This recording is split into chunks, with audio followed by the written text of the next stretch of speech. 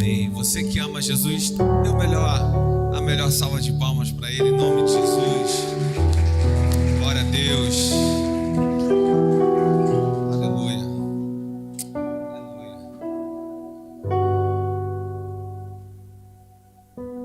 Convidar os irmãos a se abrir comigo. Palavra do Senhor em Eclesiastes, no capítulo 11.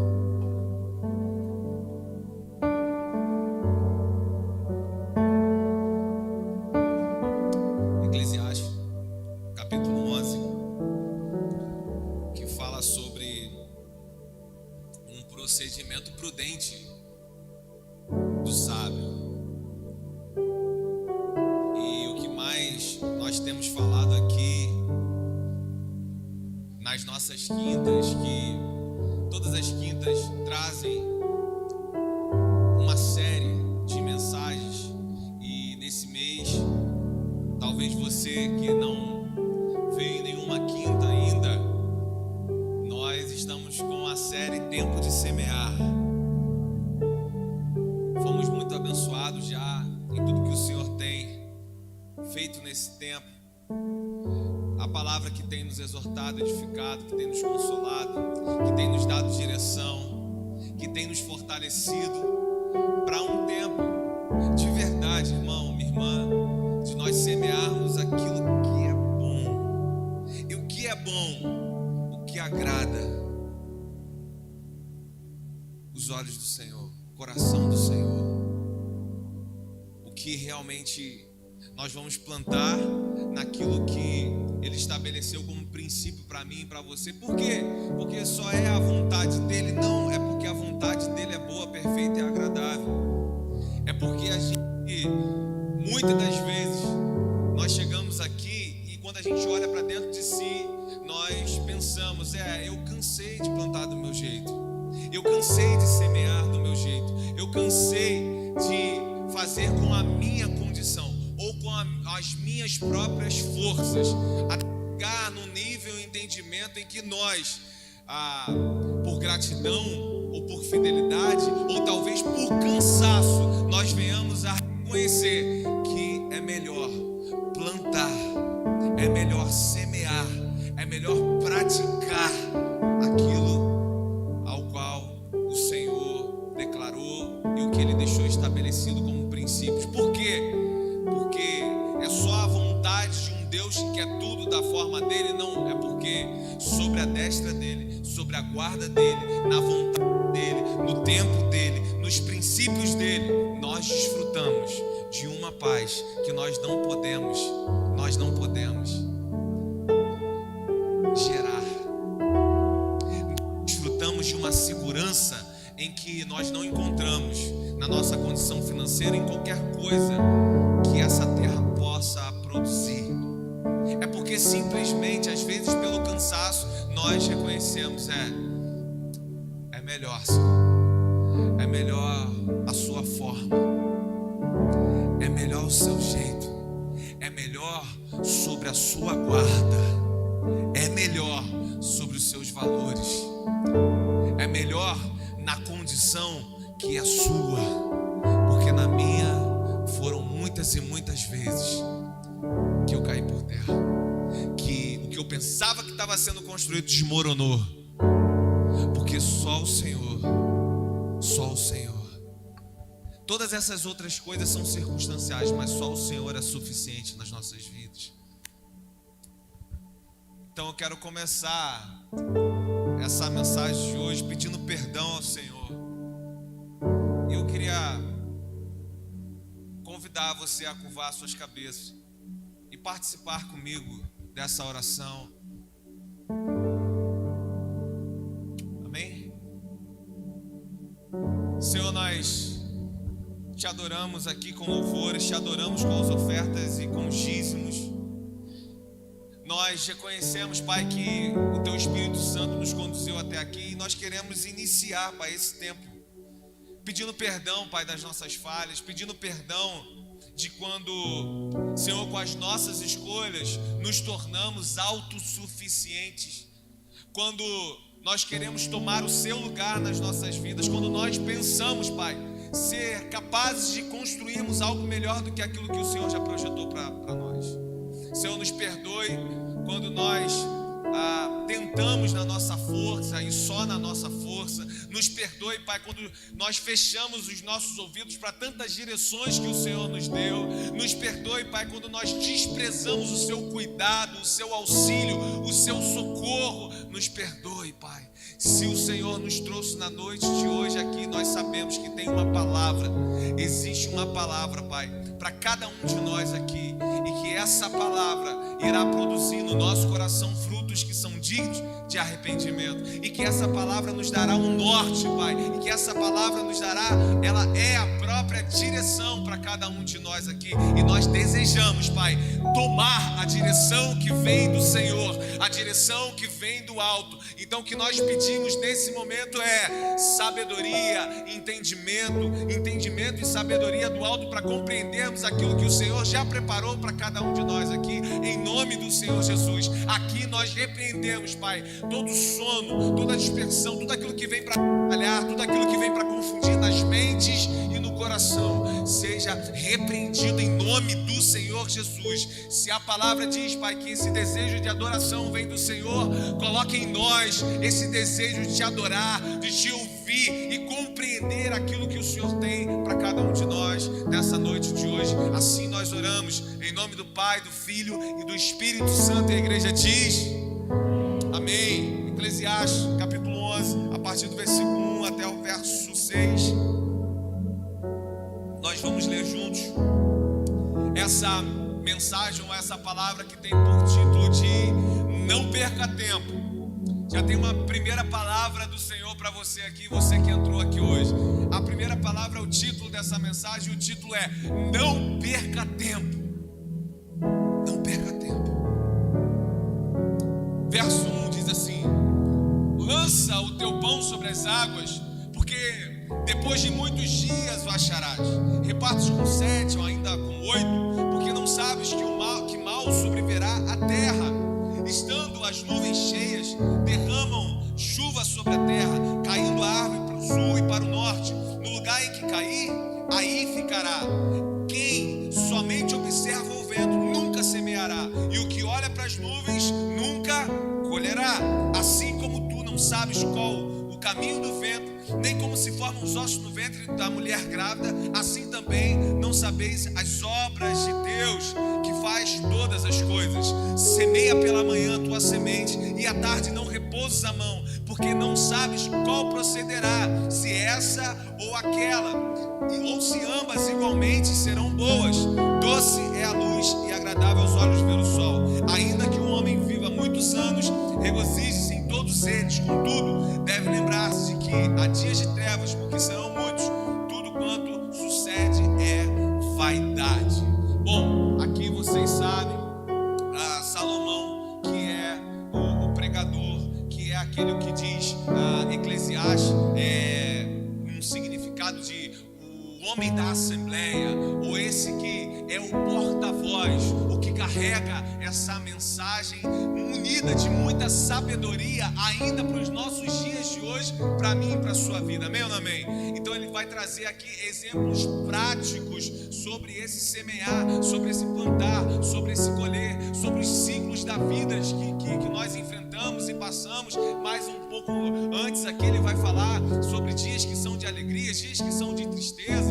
Aí ele vai, no entendimento, trazer, esse é o ciclo da vida, isso não se repete, isso vai acontecendo, e o que mais ele deu ênfase nisso tudo, ou deu mais importância nisso tudo, lá no versículo 14 do capítulo 3, ele vai dizer: entendi que em tudo isso, às vezes que nós temos dificuldade de compreensão, de entender um luto, de entender a porta financeira que se fechou, o desemprego, não sei, ou o que acontece dentro da minha casa, da minha família. Poxa, isso aqui não era assim, os dias eram de alegrias, e agora ele está falando sim. Mas da mesma forma em que o dia mau chega, também ele passa.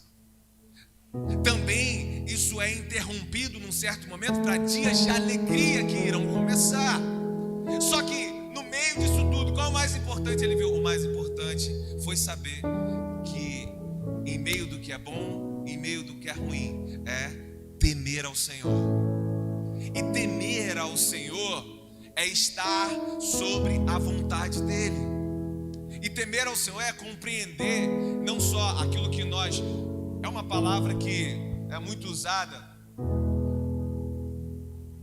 para muitas situações sobre plantar e colher. É uma verdade. Agora, eu quero que você, o tempo todo da palavra, irmão, se atente em que, enquanto nós falamos sobre semear, é sobre ações no nosso dia a dia. E semear está relacionado à palavra, ou semear princípios, ações dessa palavra, princípios dessa palavra.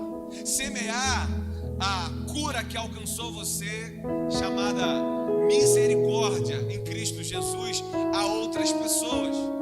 Em tudo ele está dizendo, com o tempo que você estabelece, ou eu quero estabelecer, compreendendo qual é o tempo que o Senhor estabeleceu, a vontade dele sobre a minha e a sua vontade.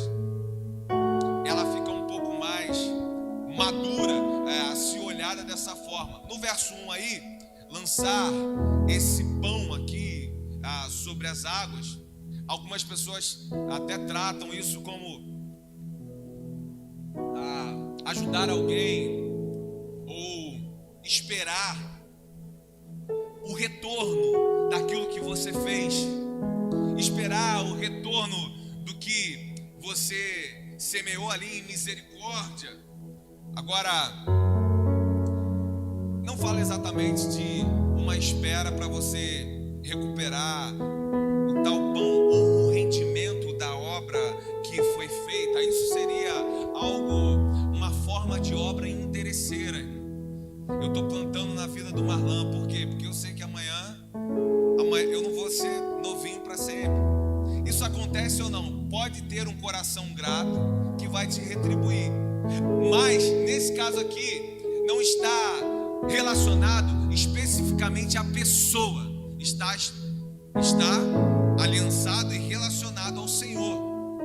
Ou seja, a minha atitude com Ele hoje, talvez amanhã seja eu que precise, mas o meu coração não está no que eu fiz e o que eu espero de volta do que Ele pode fazer. Está no que eu plantei e no que o Senhor irá me conceder, seja através dele ou seja através de outra pessoa, ou através de ninguém, mas o que eu guardei no Senhor, para no tempo, na forma e na medida dele, a recompensa poder chegar. E não porque eu sou um interesseiro na recompensa que tem que vir daquela parte, do meu jeito, no meu tempo e na minha forma. Ele vai falar aqui, depois de muitos dias, essa chuva, a recompensa, ela é dada para quem reparte. Ele vai falar 7, 8, para quem reparte com esse faminto. Eu posso ser depois, irmão, recompensado tanto por aquele que um dia eu me dediquei, como por aquele que eu jamais vi na minha vida. Por quê? Porque mais do que com pessoas, tem a ver com o que nós semeamos num princípio com o Senhor.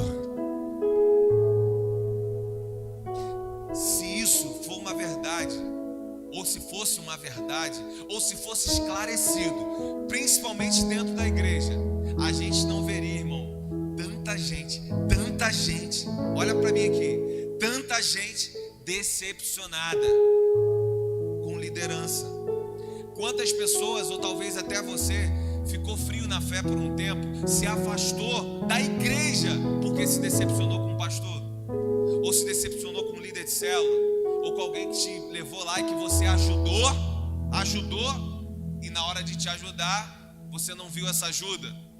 Se essa palavra aqui talvez tivesse alcançado antes o seu coração, você não iria se frustrar, e muito menos abandonar esse lugar de esperança, esse lugar de fidelidade com o Senhor por causa disso. Sabe por quê? Porque você esperaria no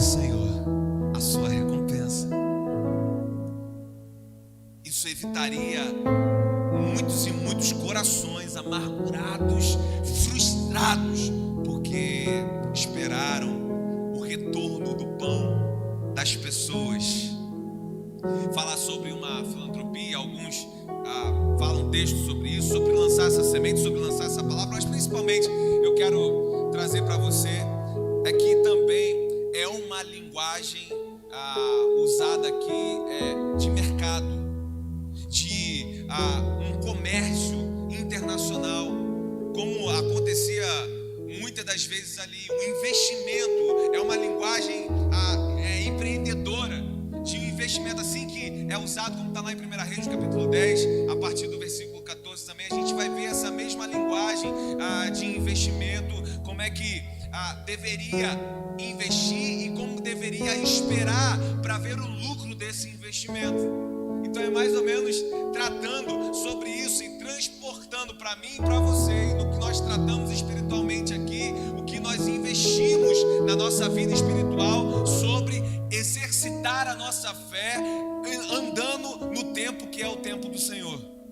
Olha como é que já ficou um pouquinho mais complexo quando a gente pega exatamente a linguagem, o texto que está sendo usado aqui, do que nós transportamos também para a nossa vida espiritual. Está totalmente ligado a lançar o pão com uma comercialização de produtos que era muito usado ali nos navios mercantes que saíam com os pães, saíam ali para lugares longínquos, distantes, iam para muito longe, e quando eles retornavam, eles traziam muito ouro, muita prata.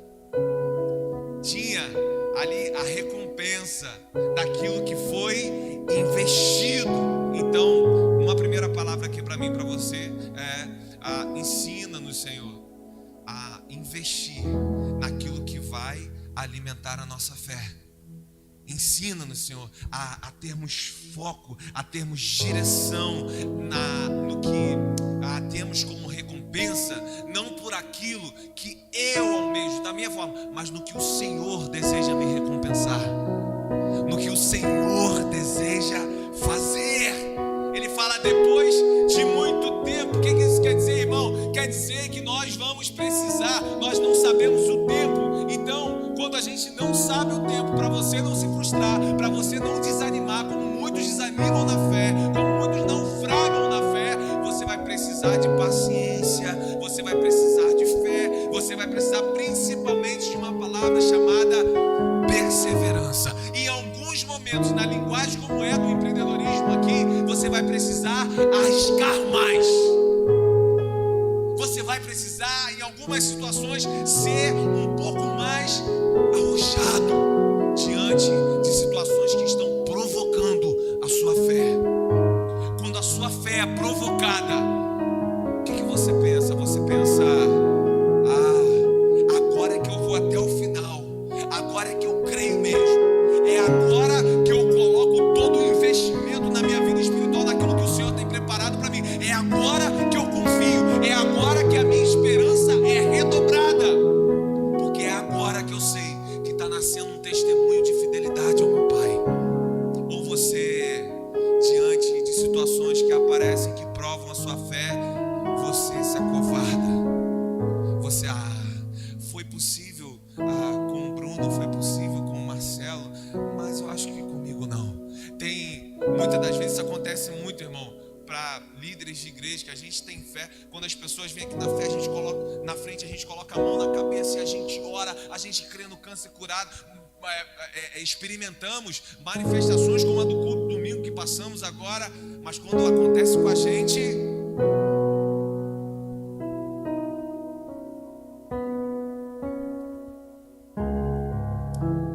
eu acho que não é comigo.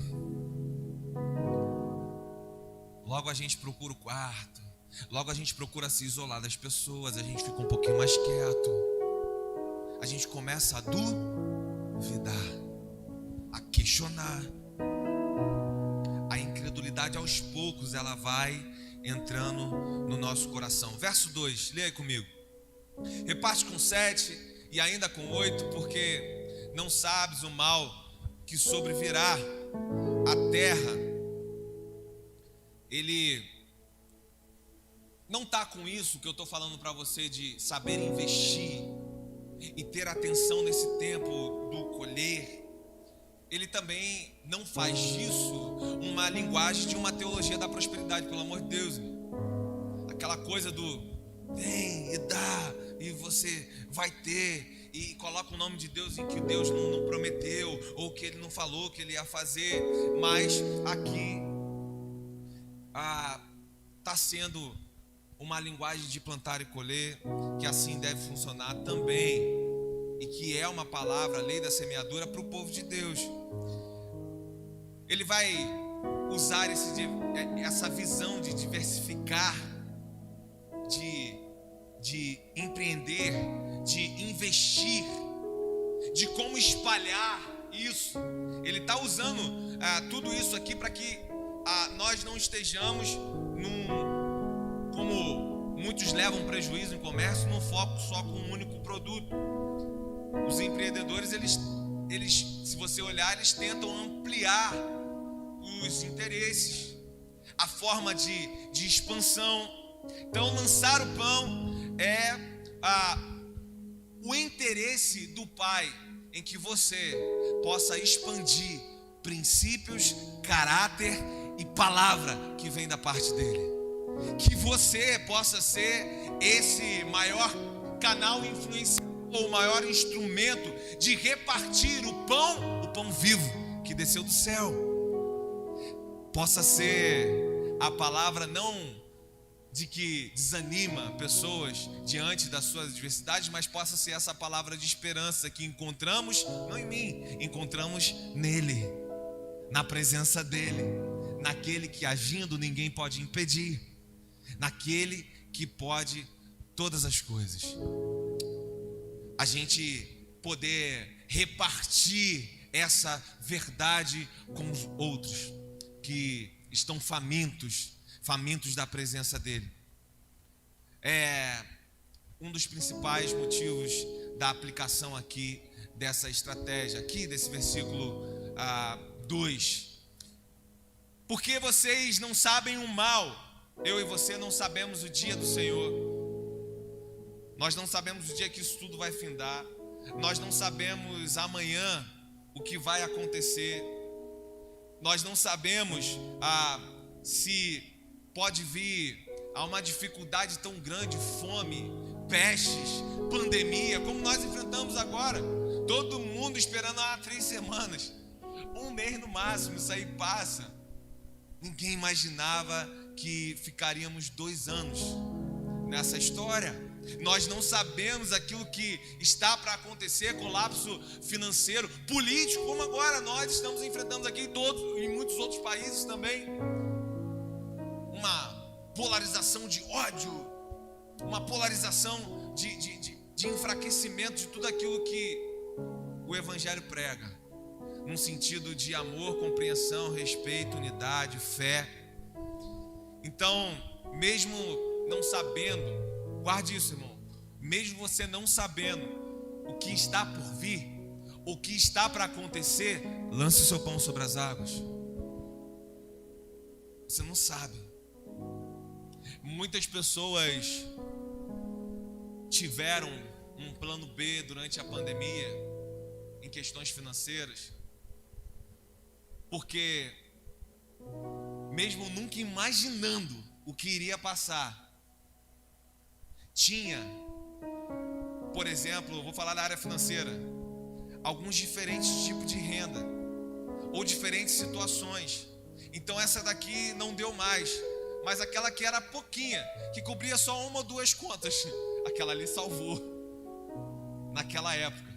Trazendo para o espiritual, você não sabe, hoje nós já vivemos um forte ataque ideológico, isso já é de anos, claro, mas pode ser que ainda seja mais forte amanhã. E eu quero perguntar a você, aonde que a sua fé ela está embasada e estabelecida? Você, se amanhã esse ataque ideológico for mais forte, o que você se alimenta hoje, ou o que você nutre a sua fé, é o suficiente para você passar por isso?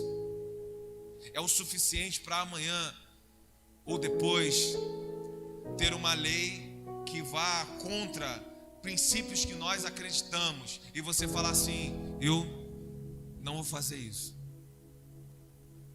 eu não vou estar aqui. Pastor, mas você tem que fazer situações que a Bíblia diz ao contrário, ou você vai ser preso. A minha fé vai estar tão nutrida ao ponto de dizer assim: cara, vou falar como os irmãos lá atrás, mais vale obedecer a Deus do que aos homens. E essa palavra é exatamente sobre princípios de leis estabelecidas. Lança o seu pão, você não sabe o dia de amanhã. Se prepara mais, você que vai enfrentar, ou vai enfrentar é forte, você que vai desfrutar de um casamento. Quem é casado fala enfrentar, né? Vai desfrutar de um casamento. Qual é a preparação? De um ministério eclesiástico, qual é a preparação? O que hoje, mesmo sem saber com o que vem amanhã, você: pastor, eu vou ser um pregador dessa palavra. Eu quero te dizer, qual é o curso de teologia que você está fazendo? Quantas horas de estudo? Você está crescendo na graça e no conhecimento, como diz a palavra? Eu vou cantar, eu vou adorar. Você está na aula de canto toda quarta-feira aqui com os meninos, com as meninas? Porque aqui precisa de técnica. Para adorar, a gente adora com a vida, fazendo, irmão, cantando, seja você com técnica ou não, pregando a palavra lá no seu trabalho, andando na rua, você está adorando ao Senhor. Depende daquilo que você semeia, ou seja, do que você pratica. Agora, para cantar, precisa de técnica. Amém ou não amém? Já pensou? Aquela voz bonita no seu ouvido, não vai rolar. Eu quero dançar. Qual é a aula de dança? Se inscrever no Kadosh é pouco. Você vai precisar aprimorar a técnica. Uma coisa é dom, a outra é técnica. O dom é irrevogável, diz a palavra. Deus te dá, ninguém vai tirar de você. O dom está aí. Agora a técnica, você precisa aprimorar. É responsabilidade sua. O Neymar está aí, já vai encerrar a carreira daqui a pouco. E as pessoas imaginavam que ele ganharia a Copa, que ele seria não sei quantas vezes o melhor do mundo. Ele, até hoje, ele não foi nem o melhor do mundo e não ganhou nenhuma Copa. Por quê? Já reparou na técnica? O dom dele é absurdo, talvez o maior de todos em dom. Tô falando dessa galera, né? Da galera para trás não tem como a gente comparar, dessa galera nova. Um dom absurdo, irmão, que quem via com 16 anos lá no Santos, eu tô falando do Neymar aqui, né? Via com 16 anos no Santos, falava: esse vai ser o melhor do mundo. Só que o que cabe a nós, o desenvolvimento da técnica, ir para a Europa, ganhar corpo, fazer o que esses outros caras aí fizeram, Messi, Cristiano Ronaldo, isso aí cabe a gente. Não estou dizendo que ele não se cuidou e tal, mas a técnica, ela precisa ser aprimorada. E isso vem com responsabilidade e maturidade, irmão. Sem responsabilidade, se a gente não tem maturidade para entender que mesmo sobre aquele dom a gente precisa aprimorar o que Deus deu pra gente, nós vamos ficar aí, irmão, sendo uma eterna promessa. Essa é a verdade. Deus colocou tanto sobre você. Pastor, eu não sei fazer nada disso que você falou, irmão. Quando Paulo fala sobre fé e sobre os dons, eu ter fé e orar para aquela montanha sair de lá e vir para cá. Porém, se não tiver o amor que ele estava falando de Cristo Jesus, de nada adianta, de nada vale. Ou seja, não confunda também isso com o que é mais falado de ou é um teatro, ou é isso, ou é aquilo. Não. Deus procura um coração adorador, irmão.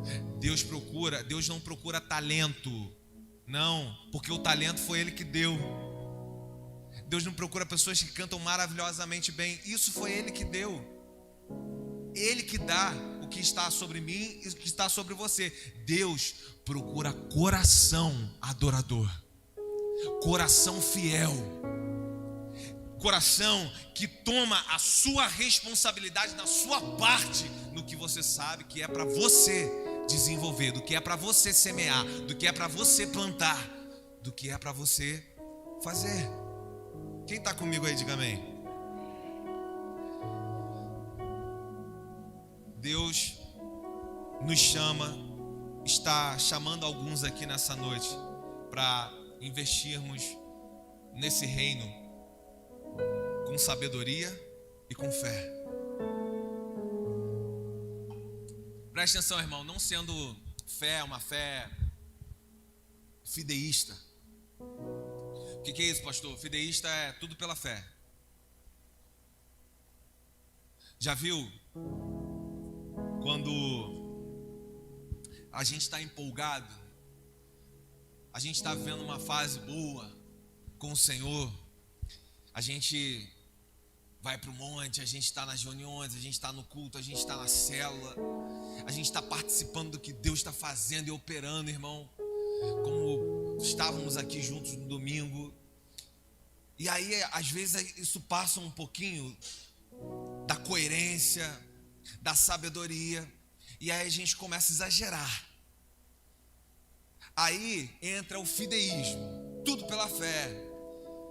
Eu começo a ver alguns milagres acontecendo, eu começo a ver algumas coisas sendo transformadas, e aí eu arrisco assim, né? Eu falo, esse mês eu ganho 4.000, mas eu vou gastar 5.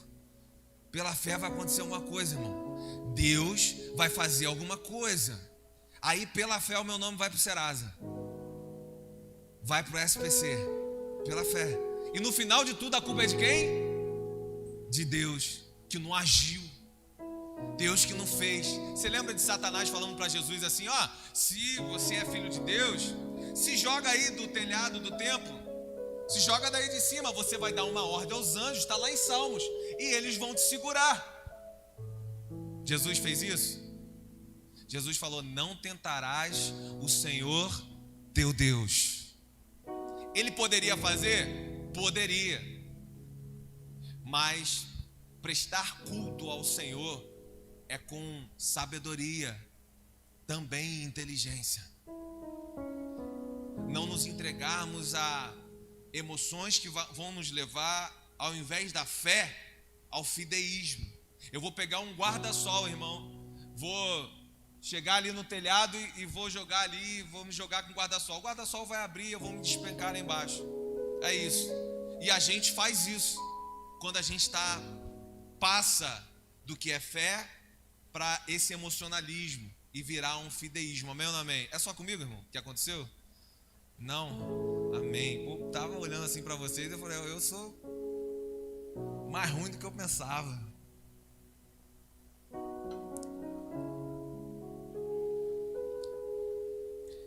Uma linguagem que ele está mostrando aqui, como em todas as áreas da nossa vida são importantes e como que elas devem estar sujeitas ao pão que desceu do céu, Cristo Jesus, sujeitas a Ele, ao tempo dele, à vontade dele, com que nós, na forma que nós nos posicionamos, que nós mantemos o nosso foco, sabendo, irmão, com sabedoria, passar por certas situações que virão. Ele está falando lá atrás, dias bons e dias maus, situações, ventos que vão bater na nossa porta, mas mesmo assim, ainda assim, não desistirmos de investirmos naquilo que alimenta a nossa fé, investirmos naquilo que vem da parte de Deus, mesmo assim, ainda encontrarmos, como está lá em Hebreus capítulo 11, aqueles irmãos que tiraram, os heróis da fé, vai dizer assim, lá, e hoje para mim e para você, são os heróis da fé, mas lá vai dizer assim, das suas fraquezas, eles tiraram forças, para continuar, irmão, a semear, para continuar na obra que é do Senhor, estabelecida para o Senhor. E se é dele, vem por ele, é para ele, é ele que continua fortalecendo você a cada passo de fé, a cada passo de fidelidade no que ele deseja, no que ele quer.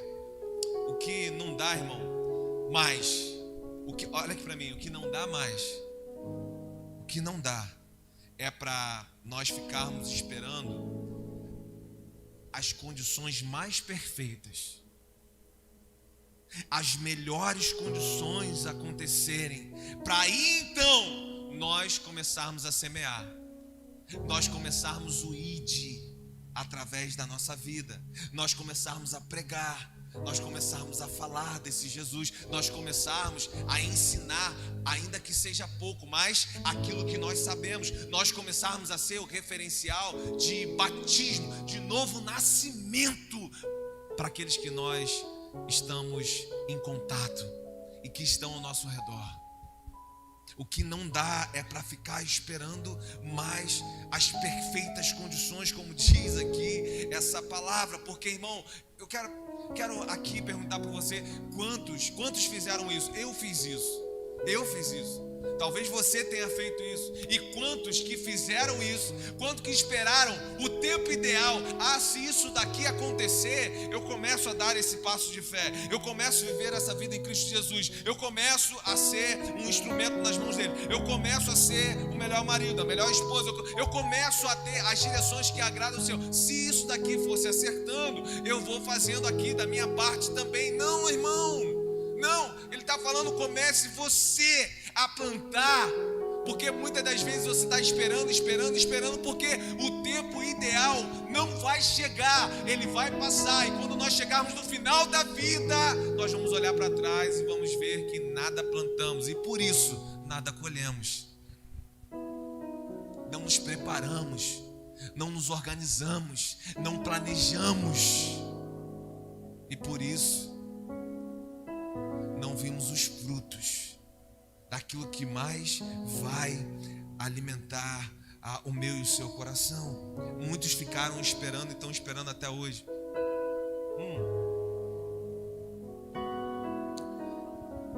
Guarde isso. A desculpa, eu falei isso aqui uma vez já, a desculpa e a preguiça são as maiores assassinas de sonhos.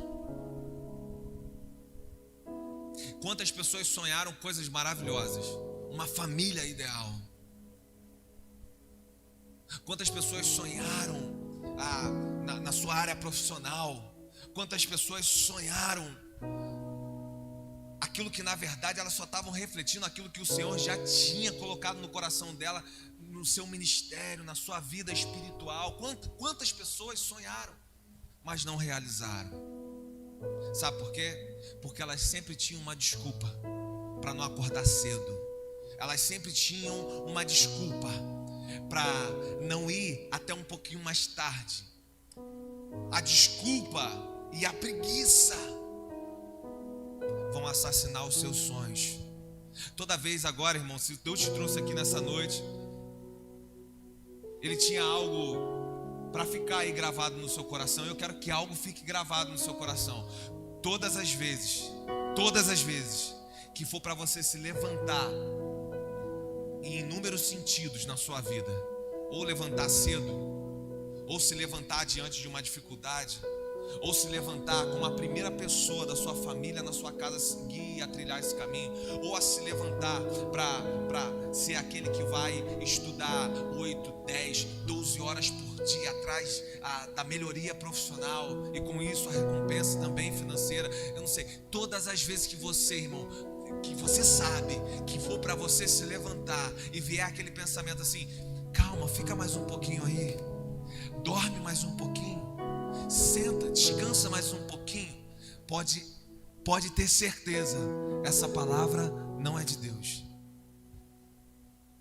Essa é uma seta para você continuar sempre no mesmo lugar da sua vida. Se levante, irmão, em nome de Jesus. Mas eu não tenho forças, pastor. Ei, Hebreus 11. Das fraquezas, quando estavam no Senhor, eles tiraram forças. Deus é aquele que renova as nossas forças. Mas nós precisamos de propósitos alinhados com o dele. Ele não é aquele que está dizendo amém, irmão, para qualquer direção que você está caminhando. Não, Deus já deixou. Ele é tão específico nisso que ele nem deixou nem 2 caminhos, quanto dirá vários. Ele deixou um caminho, Cristo Jesus. O caminho, a verdade e a vida. O que isso quer dizer, pastor? É porque ele deixou todos os princípios que estão ali enraizados na pessoa de Jesus para você seguir. E às vezes dá preguiça, às vezes a carne fala mais alto, às vezes um monte de coisa acontece para a gente sair disso, irmão. Para a gente não se calar na hora que a gente tem que se calar. Todos nós aqui, irmãos, todos nós sabemos quando nós tocamos no que não é para tocar, olhamos no que é para não olhar, quando nós fazemos o que não era para fazer. Todos nós sabemos. Mas o problema é que às vezes isso já ficou cauterizado no nosso coração. O pecado ficou cauterizado e Deus permite isso, tá? Deus permite a cauterização do pecado. Antes você sentia quando via uma pornografia, quando falava mal com seus pais, ou quando falava mal com a sua esposa, quando tratava mal o seu marido. Antes você sentia quando seus olhares não eram os melhores olhares, quando você fazia aquilo ou aquilo outro. Aí vai passando o tempo, pode perceber, o pecado vai ficando cauterizado, a gente não sente mais, irmão. A gente vai se acostumando com o estado de aprisionamento. A gente vai se acostumando com um estado que vai cada vez mais ficando pesado nas nossas costas. Cada vez essa culpa vai aumentando. Cada vez mais nós vamos definhando nas escolhas erradas. Quando num momento nós começamos a fazer o que é bom diante dos olhos de Deus, ou seja, a semear com atitudes aquilo que agrada a Deus. A maioria também já viveu isso. É incrível como que a primeira coisa que muda é o nosso semblante. Ele não é mais caído. O nosso semblante muda.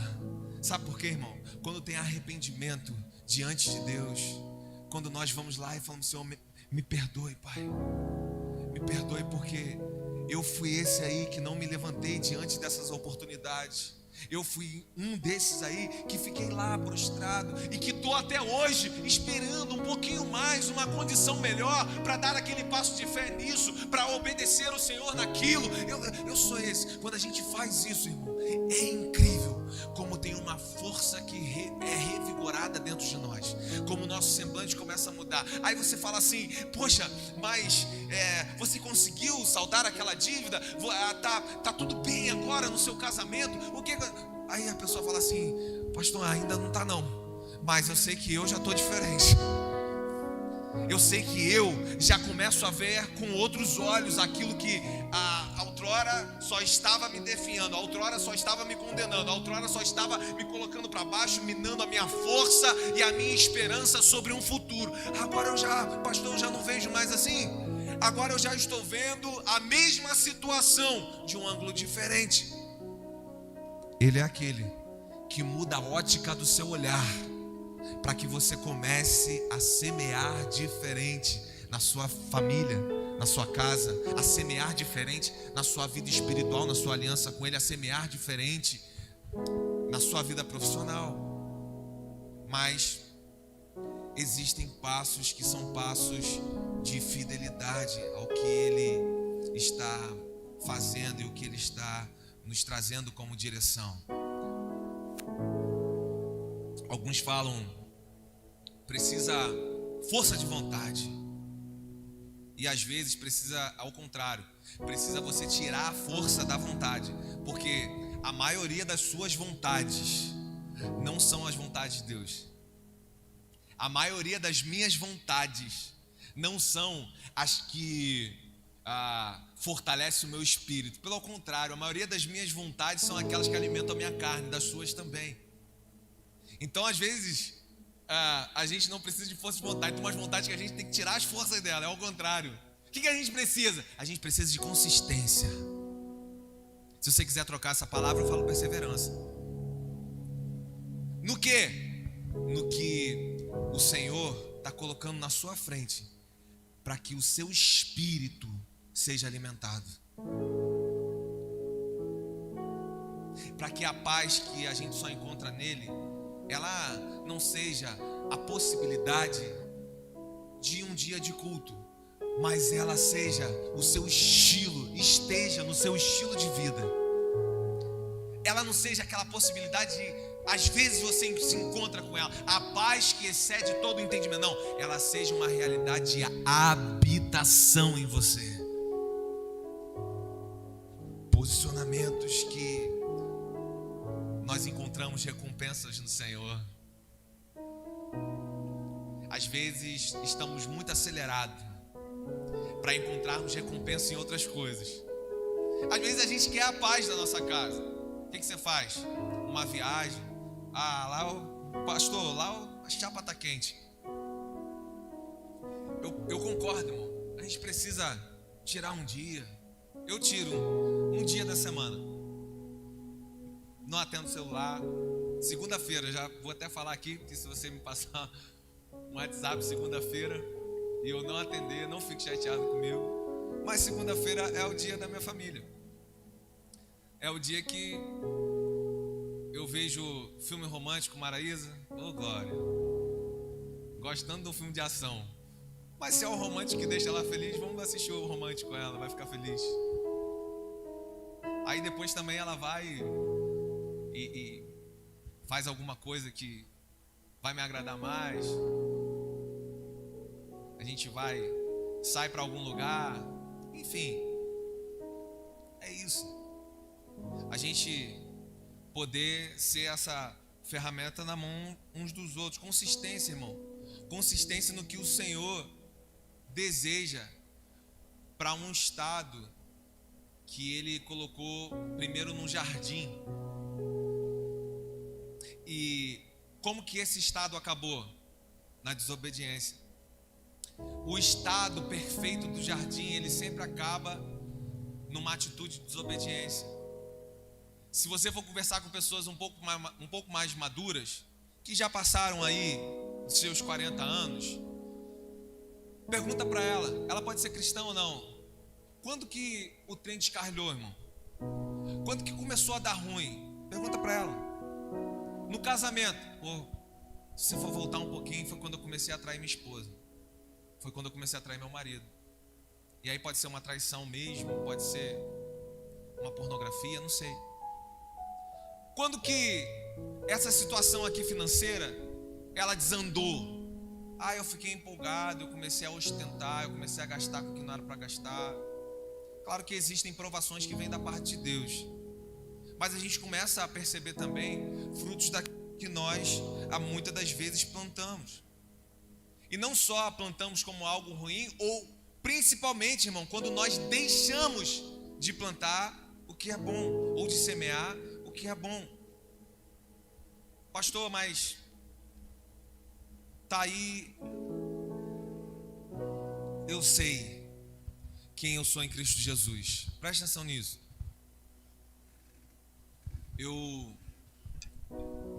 O Senhor já ministrou.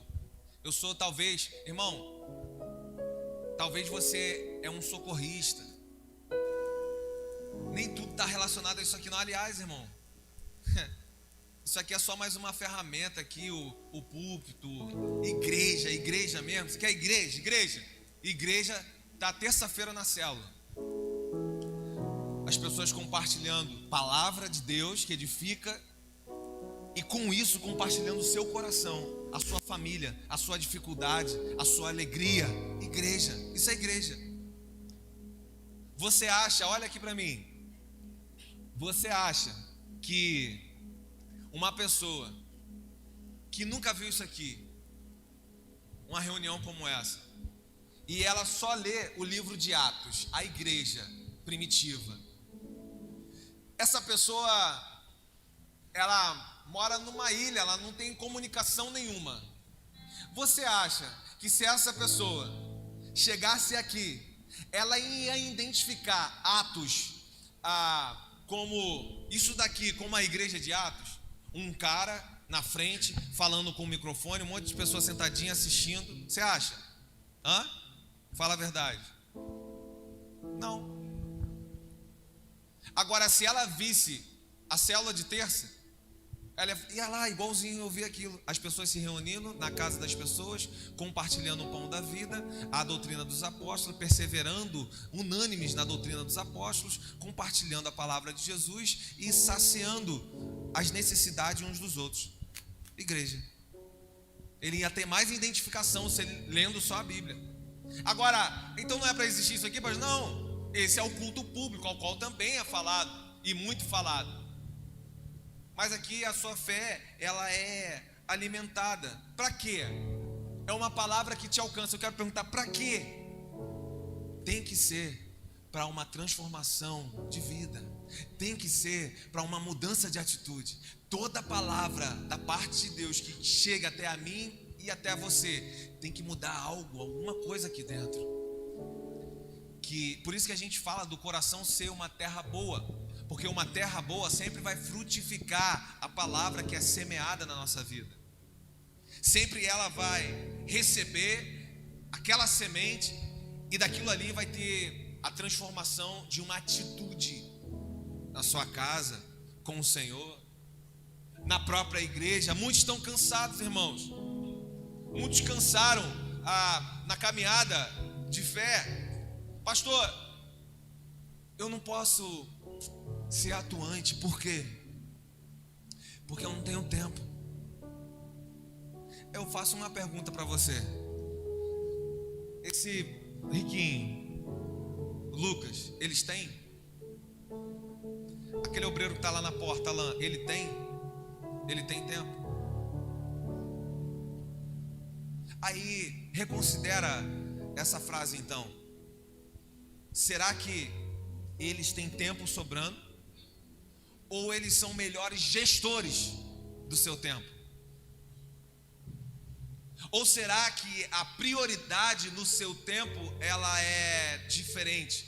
Será que para isso, pessoas que estão de frente ou ativas naquilo que agrada ao Senhor, têm mais senso de valor no que esse tempo precisa ser estabelecido ou definido? Pessoas que chegaram a um entendimento de, cara, eu já errei muito, agora eu entendi que eu preciso buscar primeiro o reino e a sua justiça, porque eu entendo que as demais coisas serão acrescentadas. A palavra do próprio Jesus. Isso fala de ser um louco dentro da igreja que não tem mais tempo para nada lá fora. Não, aí você desequilibrou para o outro lado. Você tem responsabilidade com a sua família, tem responsabilidade com a sua casa, você tem que estudar, você tem que trabalhar, você tem o tempo de qualidade com a sua família, mas tudo isso é equilibrado, aquilo, em tudo, no que o Senhor deseja semear através de você. Ele plantou em você e você vai semear em todas essas áreas. Dedicando sim tempo, dedicando sim sendo o melhor gestor desse tempo. Eu vi uma frase num filme, irmão, que encaixa muito aqui, sobre um rapaz que ele estava num estado terminal, e aí chega alguém ali para falar com ele sobre o estado dele, dar força para ele. E aquele ali que estava, entre aspas, recebendo essa força, ele sai do assunto e ele fala assim, direto para ele, responde uma coisa que não tinha nada a ver com o que o outro estava falando. Ele fala assim: quem é você? Vocês já viram esse filme? Quem é você? Aí ele: como assim que você está falando? Você me conhece? Eu sou fulano, pai da fulana. Tá, tira isso aí. Quem é você? Eu sou aquele que trabalha em tal lugar e tal. Tá. E tirando isso também, quem é você? Eu não estou entendendo onde você quer chegar. Que jogo é esse que você está fazendo comigo? Não é nenhum jogo. Eu só quero que você responda. Ele falou: eu sou cristão também, eu sou cristão. Eu sirvo na casa do Senhor. Aí ele falou assim, uma frase que eu até guardei: A sua identidade, ela está ligada àquilo que você se dedica. Olha que frase. A sua identidade, ela está inteiramente ligada àquilo que você se dedica, ou que você mais se dedica. Aí ele olhou para ele e falou: isso é o mais importante para mim. Aí o que estava deitado na cama falou: não parece. Por que não parece? Foi a última coisa que você falou. Geralmente, a mais importante, ela sempre está na frente. Ela sempre vem primeiro. Ela sempre tem mais importância. Não. Você sabe que não é isso que eu quis dizer. Mas foi isso que você disse.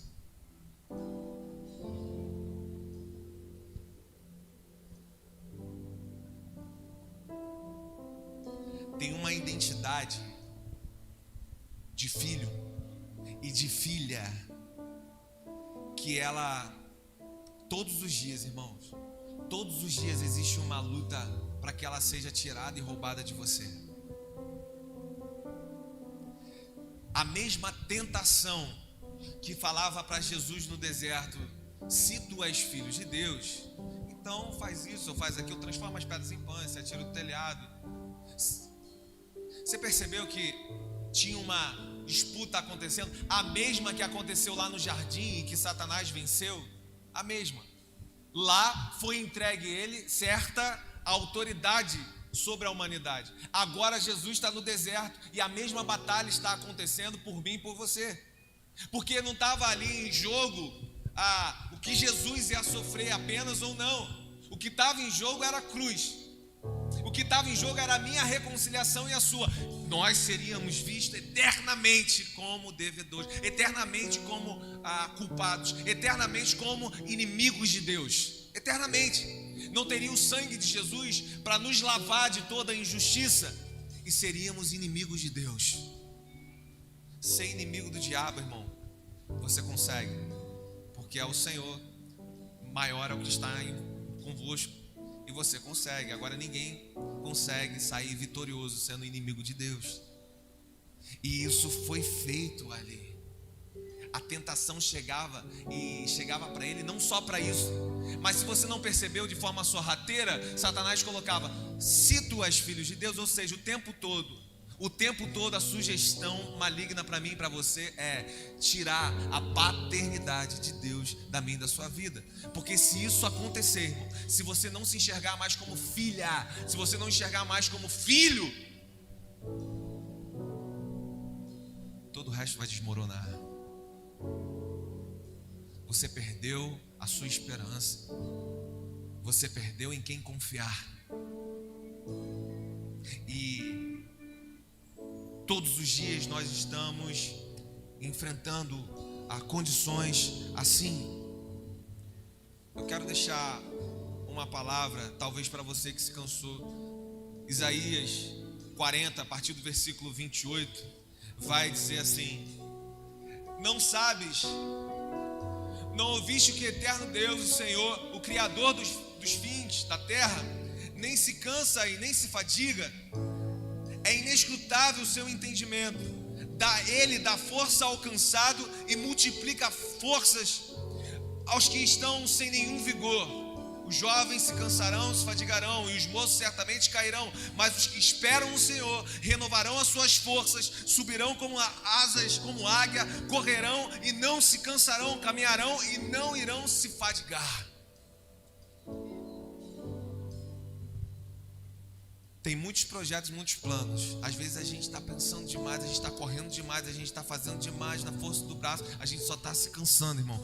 Por grande momento em que vai chegar e que a nossa força vai acabar, a gente vai ficar exausto, a gente vai querer se sentar. E é nesse momento, é nesse ponto em que nós olhamos para o alto, de onde realmente vem o nosso socorro.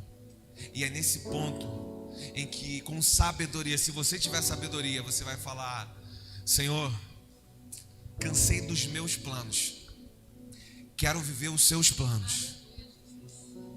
Senhor, cansei de ir na minha força, eu quero descansar no Senhor, na força que me sustenta e que me leva adiante.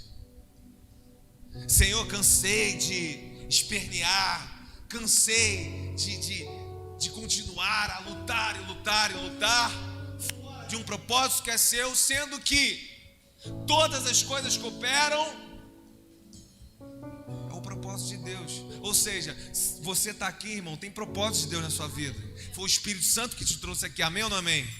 Você só veio por causa disso. Por você nunca sentaria aqui e eu nunca pregaria aqui. Foi o Espírito Santo nos convencendo do pecado e do juízo, nos trazendo a um propósito que é de Deus.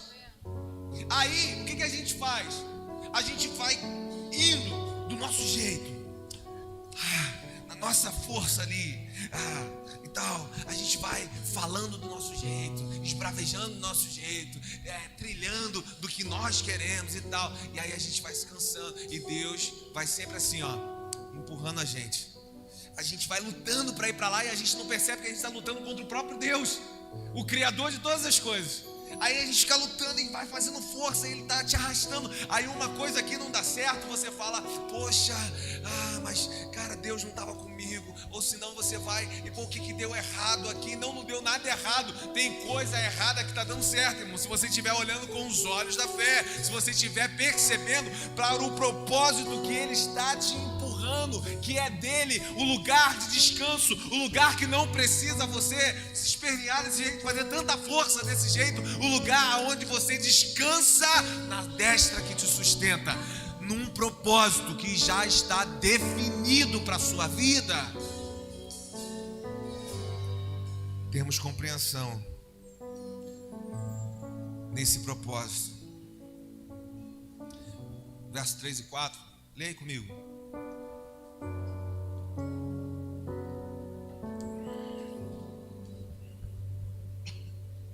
Estando as nuvens cheias, derramaram chuva sobre a terra, caindo a árvore para o sul, para o norte. No lugar em que cair, aí ficará. Quem somente observa o vento nunca semeará, e o que olha para as nuvens nunca colherá. Não sei se você entendeu aí, mas a cena de uma pessoa que observa a chuva, que aquela árvore cai ali para o norte, para o sul, e que ela, diante disso, ela nada pode fazer. O que eu e você podemos fazer? A gente só pode semear e colher. Isso é muito importante da gente entender. Lembra hoje a gente vê aqui no celular, mas antigamente a gente ficava, isso os meus pais falam, eu também não peguei essa época. Antigamente a gente ficava ali esperando o nacional para ver a previsão do tempo, para ver se podia viajar ou não. Será que vai fazer sol? Será que dá para ir para aquele lugar de praia? Como é que vai estar? E ali a previsão pode acertar e pode errar, como acontece ainda hoje com toda a tecnologia. Ainda acontece dia que fala, vai estar sol, e pum, cai aquela chuva. Final de ano mesmo aconteceu isso aqui. E o que ele está trazendo para mim e para você aqui é: você vai esperar 100% da previsão ou do que pode acontecer? Você vai ficar aí esperando 100% de acerto para começar a semear?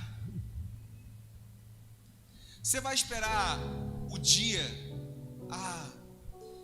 hoje eu estou apertado aqui, pastor, financeiramente, é por isso que eu não participo de algumas coisas. Deixa eu te dar um dado aqui.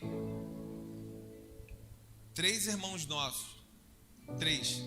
Olha como é diferente quando a gente está num propósito que é alinhado com o propósito de Deus. 3 irmãos não, 6, porque são 3 casais. 3 casais, vendo tudo que estava acontecendo aqui no meio do ano, o pessoal indo para o Amós, nosso retiro, e mudança e testemunho, e famílias chegando ao Senhor. Um tempo que a gente fica ali retirados, experimentando de uma experiência diferente. 3 famílias falaram assim: a gente não vai. Por que, irmão, você não vai? Porque a gente está apertado. Falei: é só por causa disso ou porque você não quer? Não, a gente quer muito. Você quer muito algo que vai edificar a sua casa, a sua família, que vai colocar você num final de semana inteiro ouvindo o Senhor, parado ali só porque o Senhor deseja com você, e você está achando que por causa de dinheiro você não vai? Irmão, você vai mesmo esperar uma condição perfeita para viver o que o Senhor já estabeleceu como realidade na sua vida? Se Ele estabeleceu, irmão, você vai viver. Você só precisa lançar esse pão, você precisa colocar o pé nessas águas. E 3 irmãos deram resposta e assinaram e fizeram a ficha sem ter condições. Fizeram. E os 3, irmão, isso aqui não aconteceu porque eu saí dali e falei: vai ali, irmão, abençoa fulano e tal. Ninguém sabendo de nada. Os 3 foram abençoados. E para não dizer que era pessoas daqui porque a gente sabia, ou porque tinha uma intimidade, o que não tem nada ruim também. Se alguém é amigo e quiser abençoar, glória a Deus por isso. Mas para provar que era o Senhor, foi uma pessoa de Cabo Frio, irmão, que só veio aqui uma vez e que nem sabia quem ia para o Amós ou quem não ia. Mas ele me ligou e falou assim: irmão, e foi só nesse: irmão, eu quero abençoar 3 pessoas. O que falta hoje para você? Começar a viver o que realmente o Senhor já projetou para você, irmão. Falta mais alguma coisa. Você vai ficar realmente esperando o tempo perfeito e chegar no final dizer: eu não tive oportunidade como as outras pessoas. Para as outras pessoas, talvez, irmão, tem gente rompendo aí no ano de 2000. Teve gente que rompeu na pandemia, irmão. Rompeu na pandemia. Prosperou em todas as áreas, em todos os níveis. Por que se limitar achando que isso é para a vida daquele ou para a vida daquele? Não, tem uma palavra sobre a sua vida. Se coloque aonde. Lembra daquela viúva? Enquanto tinha vasilha vazia, tinha azeite caindo, irmão. A vasilha vazia nada mais é do que eu e você.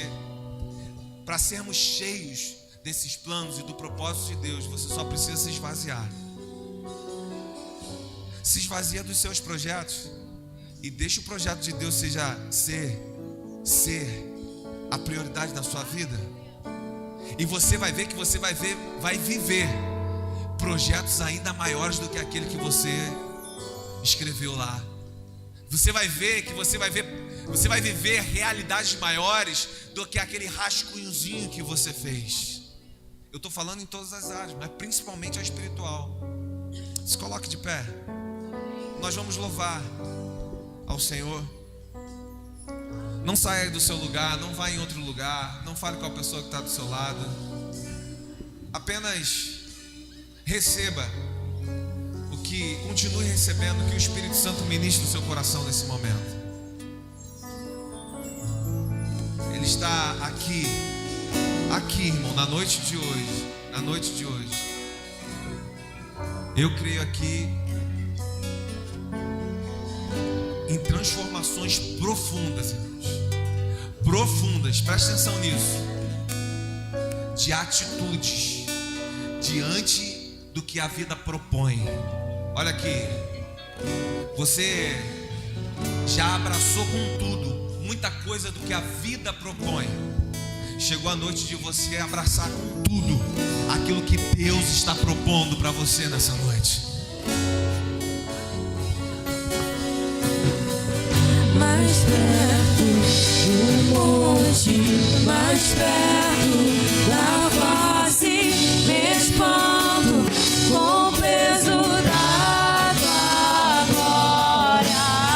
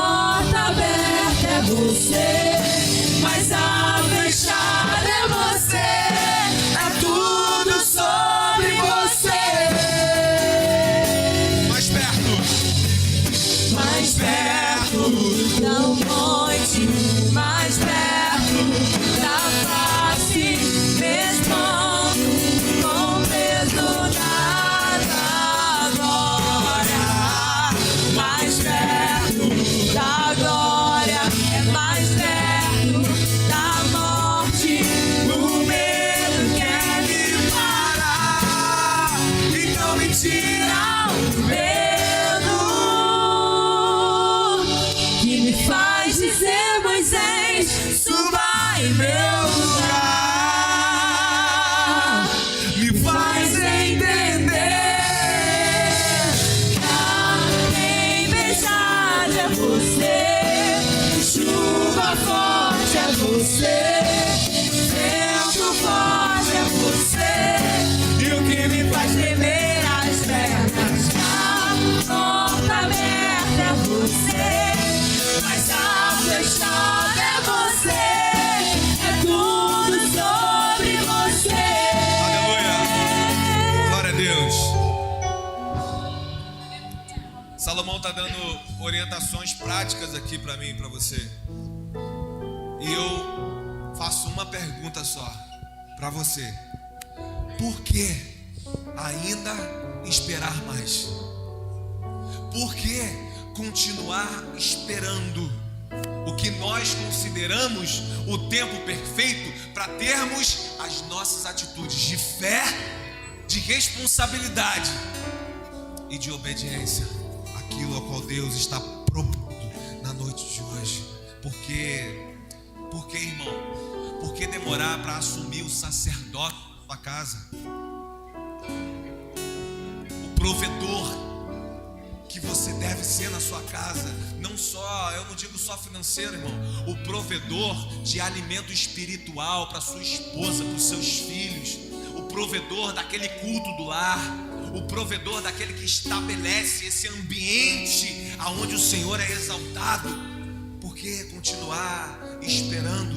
Por que continuar esperando, irmão, para viver o que você sabe que ministerialmente na obra do Senhor você sabe que você é?